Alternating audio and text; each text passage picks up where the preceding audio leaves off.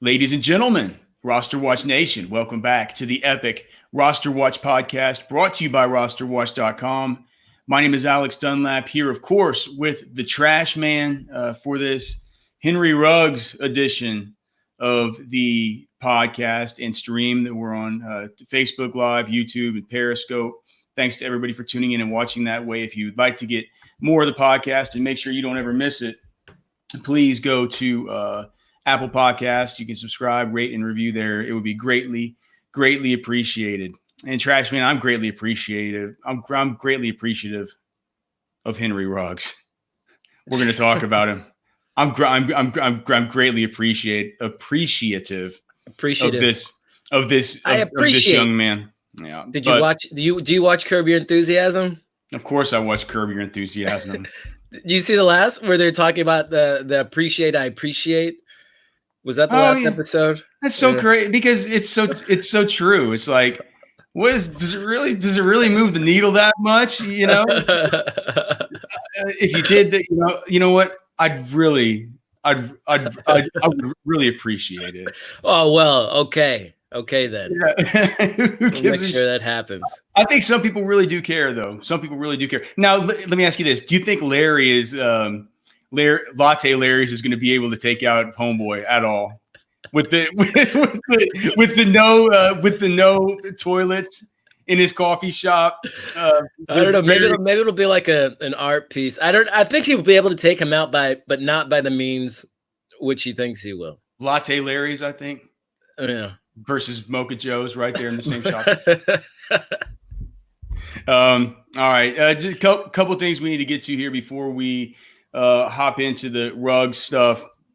First, just some of this news that's been coming in today. It looks like the Titans it looks like they're going to extend Ryan Tannehill. Looks like it. So basically, the Titans, future Hall of Famer. They have like $50 million in cap space. They have the cap space to get this done with Ryan Tannehill and Derrick Henry. My question for you, Trashman. Is it worth it to get it done? Do you think you bring the band back together and hope for that miracle run from 2019 to happen again? I mean, as far as Ryan Tannehill is concerned, if you sign Derrick Henry, I think Tannehill's more of an afterthought. I think you just pretty much need a quarterback who's not going to throw interceptions, not going to turn over the ball. So he's not that important a piece for me. Tannehill? Yeah. When is Tannehill going to turn back into a pumpkin? We've seen enough of this. I mean, is it just that? I mean, whenever he came out of college, he had been a wide receiver for like half of his career. He'd only started in how many games was it he'd even start? Like 16 games? It was even less than Trubisky. It would be almost like Mitch Trubisky making a comeback in like 5 years for the Titans and taking them down. You know what I mean? And then somebody wanted to pay him big money. It really is. We've seen a pretty decent NFL sample of Ryan Tannehill that says that guy sucks. It's true. I know. He did always have good connection with his slot receiver, and that's ringing true with AJ Brown, just like it was with Jarvis Landry. I think if he kind of, limits his range of where he's throwing the ball, and he's got a pretty good line there, it seems like, in Tennessee. I think he can maybe maintain the status quo there. You think that? Do you think that you don't really view AJ Brown as just a slot receiver, do you? He plays all over the field. No, but that's kind of where I think he just his develops bread and butter. I think he just develops connections with his good players. Jarvis was one of his only good players there. Speaking of good players, Alvin Kamara said his leg was at 75% last season, but he's now 100% healthy. What do you think about this, Trashman, as we're looking at the best ball cheat sheet? Does this mean that we should probably get Alvin Kamara back ahead of Dalvin Cook at this point, now that we know that he was hurt last year? He does get Drew Brees back this year. Just from redraft purposes, I know in Dynasty we still like Dalvin better. But I think Dalvin still just gets a larger share of just the equity there in Minnesota. I think the Saints are going to continue to roll with, that two running back punch. I mean, I guess the Vikings have been to some extent, but Dalvin's so good too, man. He really, really is good. Alan Seslowski in the chat says all ex-gays Dolphins thrive. Drake, Landry, Tannehill, Devontae Parker. There are probably others that we could. Damian Williams was Damian Williams. Damian Williams absolutely was. Gets a good call, Trash Man. Thanks for tuning in, Alan. Definitely love you, brother. All right.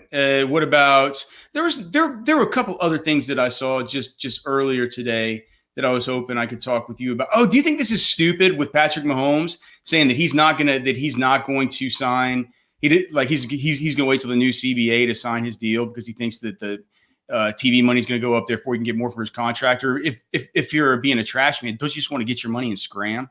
Just get your money while the getting's good. I don't think he's worried about that. I don't think he's really worried about whether they're going to pay him. But I mean, don't you? There's a chance that he could. I guess he's not going to regress, huh? Hey, people might have to watch these games from the comfort of their homes. Oh God, that trash man! Don't even fucking put that evil out there, dude. There's no way. There's no way, man. Once this summer comes along, man, this coronavirus is getting nipped right in the bud, right? We can only hope so. Did you watch Rogan yesterday? I turned that shit off after like 10 minutes, man. I only want to hear good news.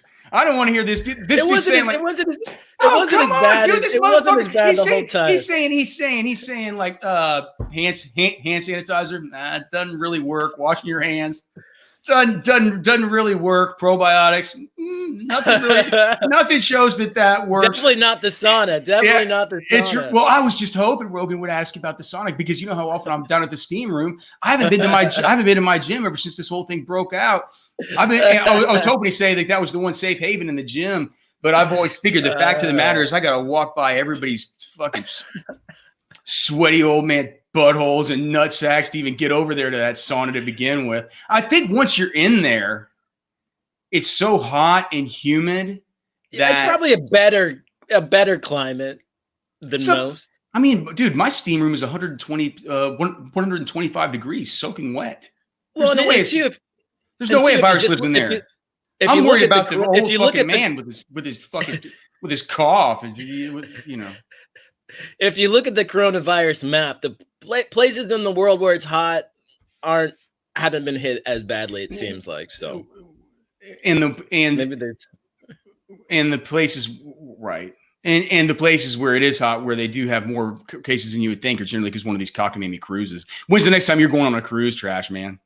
I've never been on one. You haven't? Okay. No, I've been on two. I was paid to go on them. But I've been on cruise. Yeah, on the Rock boat and on the VH1 Best Cruise Ever. I performed on both those. It was fun, man. But goddamn, I remember thinking to myself, this isn't bad. Would I ever pay for this? Fuck no. I like those are super expensive. So, hopefully the cruise industry can get it back together. But you know what I think? Why are people so worried about the cruise industry here in America whenever all those guys are trying to skirt our taxes by fucking basing out of Norway and shit? Why are we worried about them? It's like I think there are other people we should be worried. Other like the airlines, bail them out. All right. Anything else here? Just one other thing, and we haven't talked much about Tom Brady. What do you think? I mean, just your gut right now. Do you think he's back in New England? Because Mike Reese is now reporting that they're no closer. There have been no discussions. Do you think he feels loved by Bill Belichick? Does he need to feel loved by Bill Belichick? Is Bill Belichick ready to move on? And if he is Jared Stidham the GOAT? Jared Stidham the answer? Jared Stidham to N'Keal Harry for all of our dreams to come true next season? I think it's a Kobe Shaq situation at this point. I think both of them want to see if they can win without the other. A Kobe? So you think that is that a Kobe Shaq? Well, is it the opposite of a KD? The argument was always that that Kobe could only win when Shaq was there. Right. It's the opposite of a KD, where you tuck your tail and you go run to the biggest winner to win a championship. Hey, And then make 100 Yeah. and then make 100 burner accounts on social media because you're butthurt about anonymous people talking shit about you, even though you're rich and famous. Well, if he'd finished his college career, that might have been, a couple years where talk about butthurt. That's coming from a Texas fan. Trashman. All right. So anyway, one other thing all right. So I got the best ball cheat sheet. I'm about to put up version 1.2 on the website right now. And before doing it, I still haven't. I mean, we continue to have the Aaron Jones, Leonard Fournette discussion. You and Byron on other sides of that. I'm sort of right in the middle of that. It's the one thing I'll need to get cleaned up. I've made a couple of structural changes, and there's Trashman. There's somebody that I keep getting in all my best ball drafts, following the cheat sheet as I'm testing it over there on Best Ball 10s, Fanball, Sports Hub, Gaming Network, whatever. And that's Keenan Allen. Fan Sportsnet. That's Keenan Allen. That's Keenan Allen, which makes me think he's too high on this cheat sheet. Where's a big question mark? Keenan Allen, because it's like a big question mark. A lot of that situation has changed. Yeah, I know. So how do you make nuts and bolts of it? I think Melvin Gordon will be gone. We know that Austin Eckler will be back for the Chargers. You know what they did is they gave Austin Eckler the old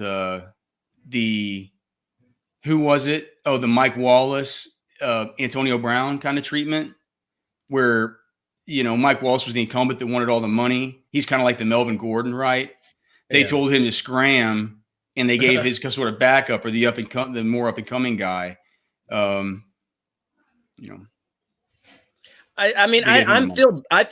feel pretty good about Keenan Allen, considering, well, if they do bring in a new quarterback or a less experienced quarterback, I think that's going to bode, I think, worse for someone like a Mike Williams, like a deep ball guy. But I think a possession receiver like Allen, I think actually maybe they lean on him a bit more in this kind of situation where they come in with a quarterback who maybe isn't as experienced as Phillip Rivers, if that's the case. I don't know, man. I like we don't even know who the quarterback's going to be. No, that's true. I mean, so it's hard to speculate. But I'm just saying, if it's a word over Jones, Trashman's kind of leaning that way. Byron's kind of leaning that way. Trashman's leaning more Jones right now. It's hard. It's hard for me, especially after the comments that we got from. I mean, you guys can go back and listen to the 3-part series from the Combine. We talked about that a whole ton, but I tend to agree with what Sapper said. He followed up with here and said is that the touchdowns are going to come. Three touchdowns last season for Leonard Fournette. I mean, we can only hope. I mean, they're already there with Jones. But anyways, back to Keenan Allen. I mean, we have to have him. We have to be taking Courtland Sutton first, right? Before Keenan.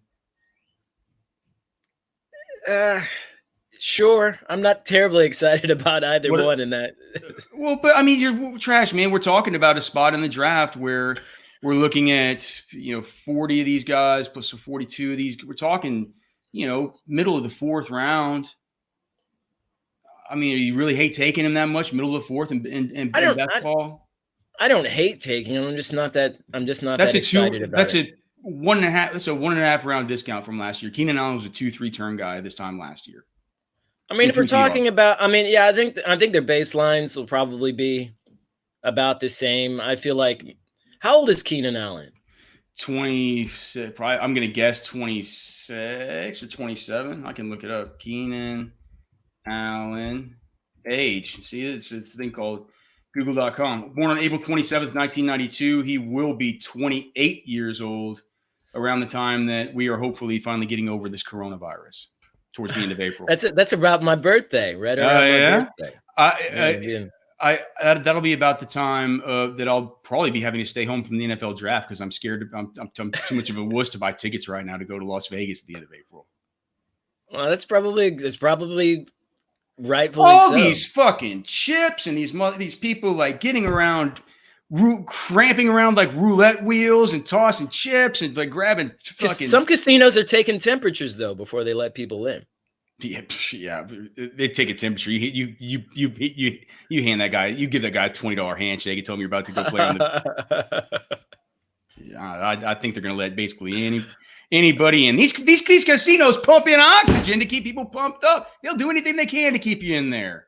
Hey, they'll get that clean air circulating. Maybe, I don't know. What's more air circulating? They say if you get on an airplane, the best thing to do is to make the air vent come right down on the top of your nose and your face and stuff to keep the drop. I do that anyway.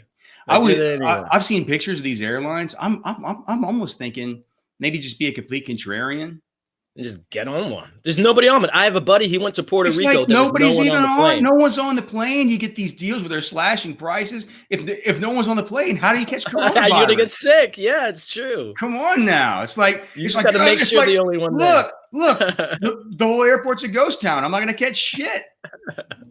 That might be the safest place. Yeah. To be ironically. All right, Henry Ruggs. Are you ready to talk about him?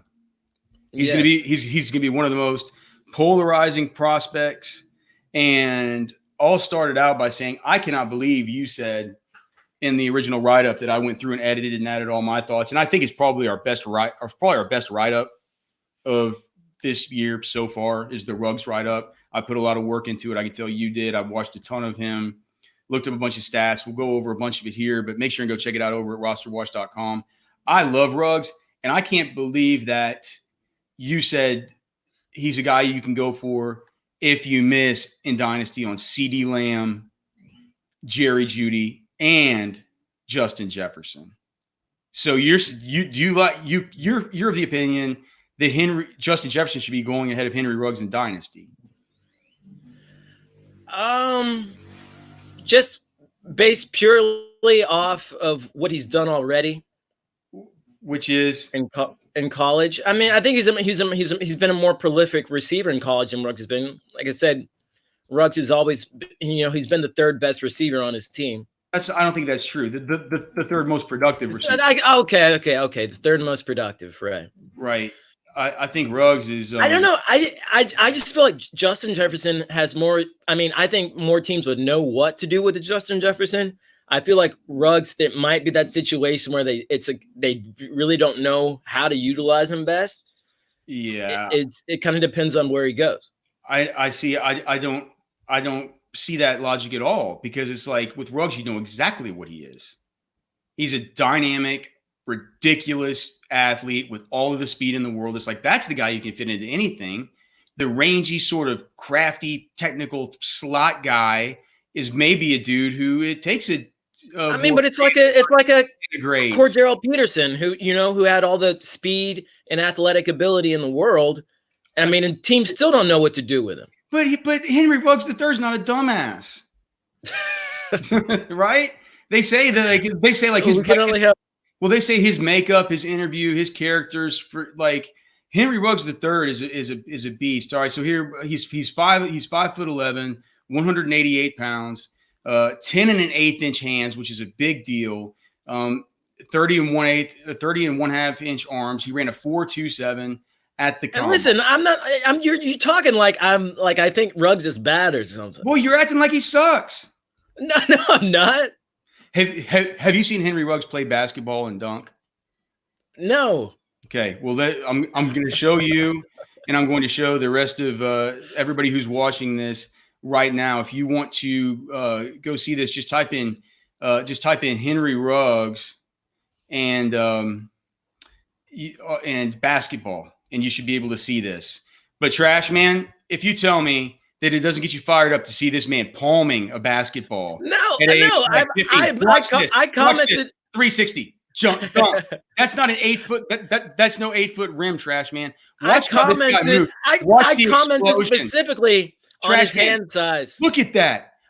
Under the leg. What do they even call that? A loop-de-loop fucking nuclear blast off? Trashman. He'll eat your lunch. He weighs 188 pounds. He has a body mass index that reminds you more of like a Tyreek Hill, less of a Deshaun Jackson type, less of a Marquise Brown, more of a Tyreek Hill, a Santonio Holmes, a Santana Moss. I mean, I know that John Ross was this exact same size, and he's turned out to be shitty. But my God, look at Henry Ruggs. That could be like the logo of the NBA, Trashman. John Ross wasn't as explosive a player. He wasn't as aggressive a player. I mean, it's just it is just phenomenal to see what this man is capable of doing athletically. A 99th percentile spark athlete at the combine. It was not just the 40-yard dash. It was also like a 97th percentile broad jump, and not. Let me just see the exact percentiles. A 97th percentile vertical jump and a 94th percentile broad jump. A 90th percentile hand size. At that, when you stand next to Henry Ruggs, you realize he's kind of a bigger man. You know, like he's substantial. He's not just a skinny little lid popper. There are other things about his profile that really intrigued me whenever I looked at them. Things like all right, like for Pro Football Focus, when in their draft guide, right, they have some of their statistics that they keep that are like different from just the counting stats, right? And if you look at it, he is because you said like, and I agree with. Here's one thing. Whenever we look at the pros and the cons that you and I have written down, whenever there's a list of pros that long and a list of cons that small, that should mean something, right? But one of the cons that you have written down is that he's not very physical before the catch. I can kind of see that a little bit. I think the only other con that we have for him is not very productive statistically in his college offense, right? But you said that you said in this part of your write-up that he says he's not physical prior to the catch. He doesn't use his hands very much to beat the press, but then he's such a threat to break open big plays that he doesn't see that press very often. And it makes a lot of sense. I said that the general fear that a defender is going to have of Ruggs' deep speed, it led Ruggs to like, all right, so PFF had him graded out they grade out passer rating on deep balls, on intermediate routes in the 10 to 19 yard range, and on short routes in the 1 to 10 yard range, right? And so PFF, whenever Ruggs was targeted last year in the 10 to 19 yard range, from that intermediate range of the field, PFF gave his quarterbacks a 155.8 passer rating, which was the fourth highest in the nation by any wide receiver operating in any offense in that same intermediate area of the field. He's more than a lid popper, but the fact that he can hurt you so badly like that, it opens things up over the middle for him to be one of the most effective from a very, you feel like a very kind of an objective standpoint there. It's not me just saying he looks like a good route runner. So, this PFF saying that the passer rating allowed on targets between 10 and 19 yards is fourth best in the nation. That goes against that goes against the idea that he's just a deep ball guy that can go get it like that. It also goes. Yeah, no, I mean, I said he was a versatile player who you could really put in a lot of different places, and that's why I thought maybe teams like some teams might not know exactly what where to put him. That was why. What do you mean? And that's not where to put him. He only lined up like 40 times out of the slot last year. He's an outside wide receiver that's going to burn fools. He got reverses. He was running. And this is a problem? I mean, no, I'm not saying. I'm saying players like that who are really versatile, who are really speedy, sometimes teams don't know. Like and Andy Reid would know how to utilize a player like that. I don't know that. What if Andy Reid? What if they replace Sammy Watkins with Ruggs? Oh, that'd be. Oh God, dude! You get McCole Hardman, Tyreek Hill, and Henry Ruggs with that shouldn't be allowed. I think that's a monopoly. That's illegal in all 50 states, including Kansas, right? Or is it Missouri? Or is it Missouri? I think there is a Kansas City, Kansas, though. There is a Kansas City. It's like, isn't it like half and half, right? I'm not sure. I just know I went on a trip one time with my dad to one of his business meetings. It was in Kansas City, Kansas. Let's see. So whenever we looked at him too, it was the other thing is like we have information from Jim Nagy, the Senior Bowl director, right? Who is probably the most plugged in non-NFL, somebody that doesn't work for the NFL, who is saying that Henry Ruggs is like a no-brainer. It's a no-doubter. He's wide receiver one in the class, in this ridiculous class. He comes out and says, Henry Ruggs, wide receiver 1. Don't let anybody tell you otherwise. He talks to scouts every day of his life. He deals with them intimately. It's half of the way he knows which players to invite to the Senior Bowl. Clearly, they do a ton of their own scouting, but for him to say that, and he just gets this rash of bullshit on Twitter because people say, how can you say that? Like, Tua didn't like him even better. Saban didn't like him better, all this. And, I mean, I can sort of understand that. I'm still having trouble deciding whether I'm going to have Henry Ruggs rated above Jerry Jeudy. I did not think coming into this point, Trashman, that I was going to be having this sort of deal where I'm having to choose at the very top between Henry Ruggs. I think what he brings to he's an athletic super freak. What he brings to the offense. I mean, Nagy was saying as he was, and that's the thing, man. Like Henry Ruggs, he's been on teams with receivers like Jerry Jeudy, Jalen Waddle, Devontae Smith. He was on the team with Ridley. It's been a bunch of really good receivers. And what you could say is like, look, why couldn't he be more productive? But then on the other hand, you could say, well, why wasn't Josh Jacobs more productive than Damian Harris? Why? Right? We asked that last year. We said, why? Damian Harris has looked like he's turned into a shitball, and Josh Jacobs has looked like he's one of the best young running backs in the whole NFL. And why do we like Josh Jacobs better? If Damian Harris was playing on the Raiders, we might be singing a different song. It came out in the wash later though with Saban. That Saban said, look, half these games we're playing fucking Nickel State. I'm not going to get Josh Jacobs banged up. I'm not, I'm like, we need him too much. We need him. I mean, he's the alpha in the room. They say that he's the alpha in the room. They say he's the alpha. They say he's the big dog. One reason why I might not put him over Jude is because you have more speed in the NFL. You have more powerful corners in the NFL. I feel like in that kind of situation, the better route runner is probably the guy I give the edge to. He's a better route runner. That's for sure. But what the fuck does that even mean? That's just something we see with our eyes. It's something the scouts see with their eyes all the time. I mean, people talk about the better route runner. It's like that's a very subjective term. Henry Ruggs is objectively, I mean, that I can objectively call that dunk that guy just did absolutely bananas. Jerry Jeudy can't dunk like that. I call that thing a 360 explosion, like nuclear power smash. No, he's an exciting player for sure. I just feel like Jeudy, we know. I feel like Jeudy, you put him on an NFL team right now, he's going to be able to thrive. Jerry Jeudy consistently. Jerry Jeudy still over Henry Ruggs for you, Trashman? Right now, yes. Give me your biggest reason why Jerry Jeudy over Henry Ruggs, and also tell me no. Answer that. I've already given it. Okay, so it is the route running. Yes. It's your subjective opinion about the route running. I agree. That not necessarily that I'm still debating Ruggs over Jeudy, and I'm going to continue to debate it. I want to watch more and more tape. But I mean, I'm looking at my comps here, Trash Man, and when I compare Jerry Jeudy to Calvin Ridley, and when I compare Henry Ruggs III to a Tyreek Hill meets a Santana Moss meets a Santonio Holmes, I start banging my head on the table and saying, what the hell am I thinking? That could be a good place to end it. We could just end there. Even though I told you I was going to ask you 2 questions. That's just how it goes.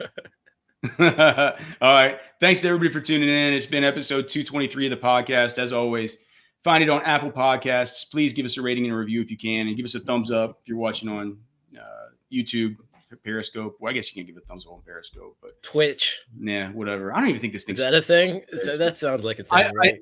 I have it to where it's connected to Twitch, but I can't access Twitch, so I'm not even sure. We could just be screaming into the void. Regardless, love all you guys. Love Henry Ruggs. Love Henry Ruggs. We love you. We'll talk to you soon. Peace. Later, guys.